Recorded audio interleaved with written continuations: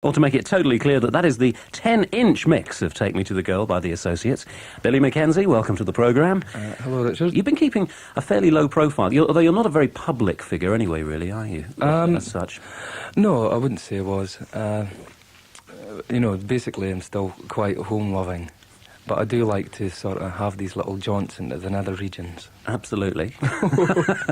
What have you actually been doing? Because these recordings suddenly emerge. You've been busy in the studio, I assume. We've done Take Me to the Girl this year, but before that we were touring in Japan and Europe and, a few other places. Mm-hmm. So we started in August recording, and so this is, Take Me to the Girl, and we'll have another single out probably in February. And we've been, working on an album, well, two albums at once. One is an Associates album, one is an Associates cover version album. Oh, great. I always enjoy your interpretation of songs that other people have done in the past. Well, sometimes I prefer, singing other people's songs than my own, because it gives it another dimension in it. And, sometimes you can actually feel the melody when you're singing another person's melody. What was that Roy Orbison song you did with BEF? Roy Orbison, that was It's Over. Oh, terrific. That's a good song, It is. You were in Japan. Uh-huh. I didn't know the Associates were famous in Japan. No, we were asked to, do a tour with Culture Club and Paul Weller's Style Council and Go West. So when we played these little stadiums, it was actually quite good fun. Such a wide range of music too on that bill. That's really quite bizarre, isn't it? Well, it isn't bizarre if you just take it on an entertainment level, and it was quite entertaining. Would you like to go back there?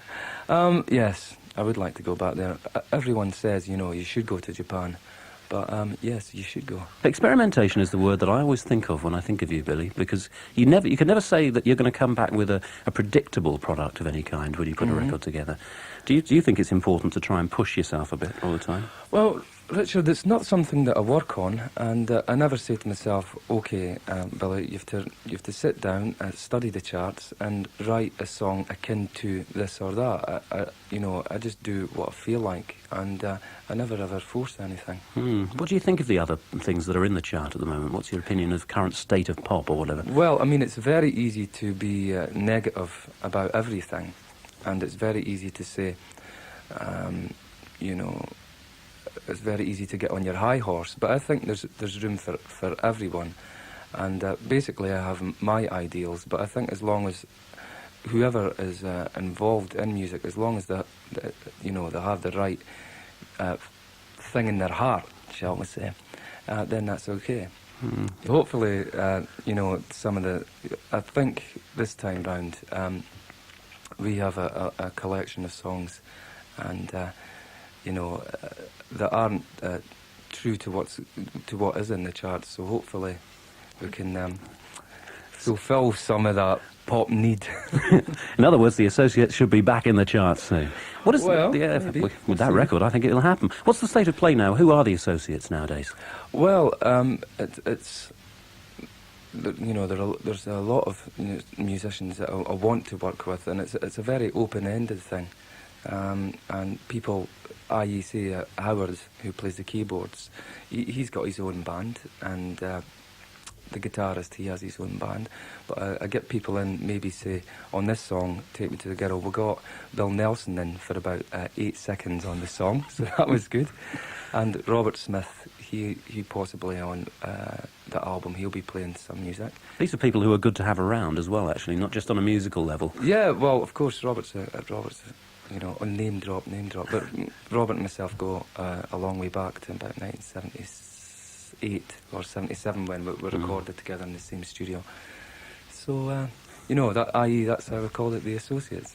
Well, what about the live recordings that are featured on this EP? Because we must say, as we say, there's a 10-inch EP. But yeah. Where did the live recordings come from? Well, I done Ronnie Scott's, I think it was it was about a year ago. This was there was a film for Whistle Test of you doing that as well, yes. That's right, and I stood there and sung these songs in a very nervous state. I felt like running away, But I decided that these songs could have, you could have recorded them in the studio again, but because of the chemistry between myself and the audience that night, even you could never have captured it. So I thought it would be a nice idea, to put them out on this EP and possibly on the next EP as well. It's a terrific atmosphere, absolutely. Billy, thank you for talking to us today. We'll see that A-side in the charts, I hope. Thanks very much, then. OK, this Bye-bye. is one song from the EP, from that live recording at Ronnie Scott's. This is Dogs in the Wild.